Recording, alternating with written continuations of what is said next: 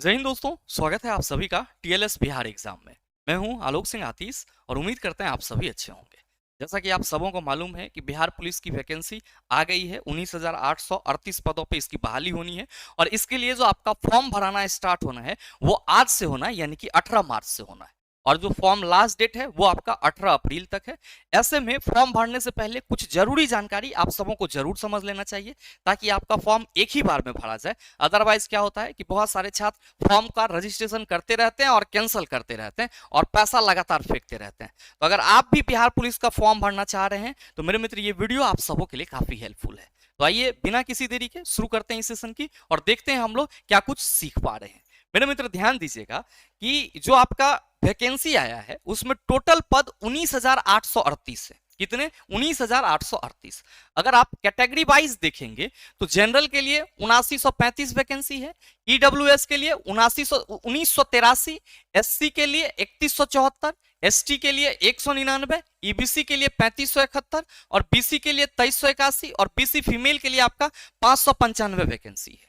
और ध्यान दीजिएगा कि अगर यहाँ पे फिजिकल एलिजिबिलिटी की बात की जाए तो मेल जो है उनको दौड़ना है 6 मिनट में 1.6 किलोमीटर, हाई जंप 4 फीट का लगाना है और हाइट जो मेल का रहने वाला है वो यूआर और बीसी के लिए 165 सेंटीमीटर, ईबीसी के लिए 160 सेंटीमीटर, एससी एसटी के लिए 160 सेंटीमीटर, गोरखा बटालियन के लिए 160 सेंटीमीटर। चेस्ट जो रहना है मेल के लिए अगर यूआर बीसी या ईबीसी से है तो बिना फुला के 81 सेंटीमीटर, अब फुला के 86 सेंटीमीटर, और एससी एसटी के लिए बिना फुलाए 79 सेंटीमीटर और जो आपका मतलब फुला के है वो कितना है 84 सेंटीमीटर। और गोला कितना फेंकना है तो 16 फीट फेंकना है आपको, 16 पाउंड का गोला। ध्यान देंगे फीमेल कैंडिडेट के लिए 5 मिनट में 1 किलोमीटर की दौड़ है, हाई जंप 3 फीट का है और हाइट जो है वो ऑल कैटेगरी के लिए 155 सेंटीमीटर रखा गया है और साथ ही चेस्ट यहां पे नहीं होगा और जो गोला फेंकना है वो 12 फीट 12 पाउंड का गोला फेंकना, 12 पाउंड का गोला 12 फीट तक फेंकना। अब ध्यान दीजिएगा कि ये जो फॉर्म भराना स्टार्ट हुआ है आज से 18 मार्च से, तो अगर आप फॉर्म भरने जा रहे हैं तो मेरे मित्र जो डॉक्यूमेंट आपको चाहिए उसमें जरूरी क्या है? Valid mobile number, valid email ID, scanned recent passport size photo, मतलब जो आपका हाल फिलहाल का पासपोर्ट साइज फोटो है उसका साइज क्या होना चाहिए 25 केबी का, और स्कैन हिंदी इंग्लिश सिग्नेचर इन जेपीजी या फिर पीएनजी फॉर्मेट में जिसका भी साइज कितना होना चाहिए 25 केबी का होना चाहिए। तो ये 4 इंपॉर्टेंट क्या है सर डॉक्यूमेंट, या आप कह सकते हो कि जरूरी सामान है जो आपको फॉर्म भरने में देना है, यहां पे गलती नहीं करना है। आप कहेंगे ये बात तो हम जान रहे थे। मेरे मित्र असल माजरा ये है जो आप सबों को समझना है कि जैसे ही आप फॉर्म भरने के लिए अप्लाई पे क्लिक करेंगे तो आपको कुछ वहां पे कह सकते हो इंस्ट्रक्शन देखने को मिलेंगे और इस इंस्ट्रक्शन को आपको अच्छे से समझना है और तभी अपना फॉर्म फिलअप करना है।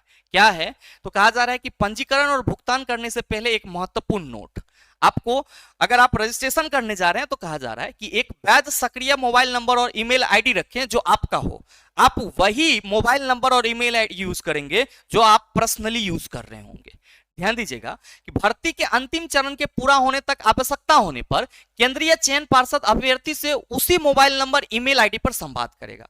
मतलब एक बार जो आप अपना मोबाइल नंबर रजिस्टर्ड करेंगे और जो आप ईमेल आईडी डालेंगे, पूरी भर्ती प्रक्रिया में केंद्रीय चयन सिपाही परिषद जो है, ये आपका केंद्रीय चयन परिषद जो है वो आपसे लगातार इसी पे जो आपका ई कॉल लेटर होगा या फिर आपके डॉक्यूमेंट वेरिफिकेशन वगैरह के जो कुछ भी नोटिफिकेशन होंगे, आपसे जो कुछ भी कम्युनिकेशन किया जाएगा वो इसी नंबर और इसी ईमेल आईडी के सहारे किया जाएगा। इसीलिए वैसा मोबाइल नंबर और ईमेल आईडी दीजिएगा जिसको आप यूज कर रहे हैं और जो आपके साथ लगातार बना रहे। ऐसा नहीं कि सर दे दिए थे उसका मोबाइल भूल गए आप तो पते नहीं चल रहा है, तो वैसे स्थिति में मामला गड़बड़ हो जाएगा। चिल्ला ध्यान देना, केंद्रीय चयन पार्षद गलत या अमान डिस्कनेक्ट किया गया मोबाइल नंबर या ईमेल आईडी के लिए जिम्मेदार नहीं है। अगर आप गलत नंबर डाल रहे हैं या फिर वैसा डाल रहे हैं जिसमें रिचार्ज ही नहीं है तो उसके लिए सर जो सीएसबीसी है वो जिम्मेवार नहीं है। आगे कहा जा रहा है कि जब आप पंजीकरण करेंगे यानी कि जब आप रजिस्ट्रेशन स्टार्ट करेंगे तो ध्यान दीजिएगा कि आप जो अपना नाम लिखेंगे वो सर अभ्यर्थी का नाम 10th एसएससी मैट्रिक या समकक्ष प्रमाण पत्र के अनुसार होना चाहिए। आपका नाम जो है वो 10th के अकॉर्डिंग होना चाहिए, कुछ भी नहीं होना चाहिए। अब मान लीजिए दोस्त के ग्रुप में आप किसी भी नाम से जाने जा रहे हो, वहां पे उस नाम का यूज नहीं करेंगे। साथ ही क्या कहा जा रहा है कि mister, miss, Shrimati, Shri, doctor आदि जैसे उपसर्ग की अनुमति नहीं है। अगर आप फॉर्म डाल रहे हैं तो आप अपने नाम के आगे में ये उपसर्ग नहीं लगा सकते हैं, mister, miss, Shrimati, Shri, doctor आदि जैसे उपसर्ग। ध्यान दीजिएगा, राष्ट्रीयता केवल भारतीय नागरिक ही आवेदन के पात्र होंगे। दूसरा कहा जा रहा है कि मोबाइल नंबर, वैध और सक्रिय मोबाइल नंबर एकदम अनिवार्य है। इसको तो आप थोड़ा सा भी इधर उधर मत कीजिएगा, क्योंकि भविष्य में जितने भी संवाद होंगे वो उसी मोबाइल नंबर से किए जाएंगे। ईमेल आईडी भी क्या होना चाहिए सर? व्यक्तिगत ईमेल आईडी अनिवार्य है। आगे के जो भी पत्राचार होंगे वो उसी ईमेल आईडी से होंगे। साथ ही कहा जा रहा है कि यदि आपने विभिन्न ईमेल आईडी से 2 या 2 से अधिक बार आवेदन किया है तो आपके सभी आवेदन अस्वीकार कर दिए जाएंगे, और ऑनलाइन आवेदन करने या भरने के बाद ईमेल आईडी में परिवर्तन स्वीकार नहीं किया जाएगा। ये चीज ध्यान में रखिएगा, इसलिए सोच समझ करके भरिएगा। अब दूसरा है कि बिहार राज्य का अधिवास डोमिसाइल, यदि आप बिहार के निवासी हैं तो आपको यस सेलेक्ट करना है, और अगर नहीं है तो आपको नहीं सेलेक्ट करना है। और ध्यान दीजिए, कहा जा रहा है कि दस्तावेज सत्यापन के समय अभिवर्ती को अधिवास डोमिसाइल सर्टिफिकेट दिखाना आवश्यक है। अगर आप बिहार के नागरिक हैं तो आपका जो आवासीय है ये दस्तावेज डॉक्यूमेंट वेरिफिकेशन के दौरान दिखाना आपको क्या होगा? जरूरी होगा। और कहा जा रहा है कि ऑनलाइन आवेदन फॉर्म भरने के बाद डोमिसाइल सर्टिफिकेट का बदलना स्वीकार नहीं किया जाएगा, ये ध्यान में रखिएगा। सेक्स तो जो भी होगा आपका वो करेंगे। आरक्षण कोटि जो है वो है कि अभ्यर्थी को अपने आरक्षण कोटि का चयन करना होगा। अगर आप EWS, EBC, BC, SC, ST से संबंधित हैं तो जो आपका प्रमाण पत्र है वो कब मांगा जाएगा? डॉक्यूमेंट वेरिफिकेशन के दौरान मांगा जाएगा। तो मेरे मित्र, जो भी आपका कास्ट सर्टिफिकेट है उसको आप जरूर बनवा लीजिएगा, चाहे आप ईडब्ल्यूएस हो, ईबीसी हो, बीसी हो, एससी हो, एसटी हो, जो कुछ भी है आपका।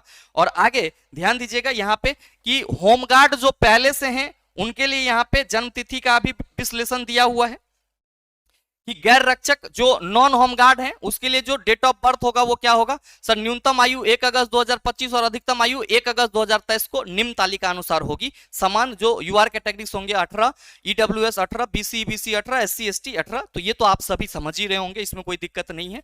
फिलहाल जो बिहार राज्य के गृह रक्षक हैं, होमगार्ड हैं, उनके लिए सर इस तरह का छूट का प्रावधान है। ध्यान दीजिएगा, बिहार राज्य के निवासी जो होंगे उसको ट्रांसजेंडर बीसी कोटि का चयन करना होगा।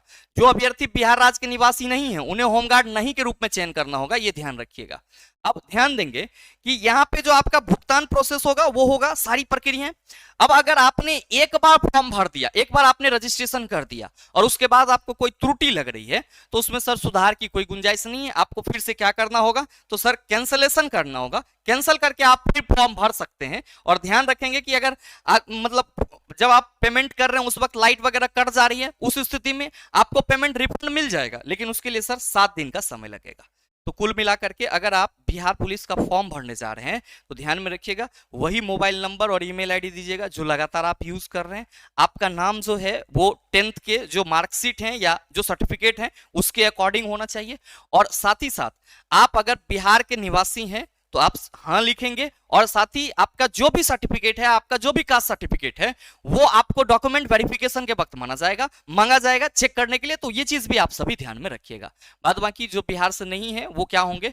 तो आप सभी कहेंगे नहीं के ग्रुप में आएंगे, मतलब उन पे जो है जो भी आरक्षण वाला बात होगा वो नहीं लगेगा, वो जनरल कैटेगरीज में माने जाएंगे। तो बिहार पुलिस का एक बहुत ही आप कह सकते हो बेस्ट अपॉर्चुनिटी कहीं ना कहीं बिहार राज्य के छात्रों को लगातार मिलता है।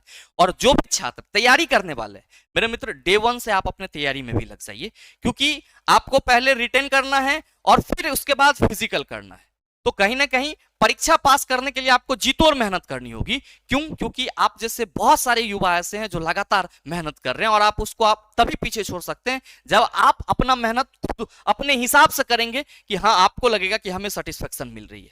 तो मेरे मित्र, मैं बस यही कहना चाहूंगा कि जो भी छात्र तैयारी कर रहे हैं वो डे 1 से तैयारी करना स्टार्ट कर दें।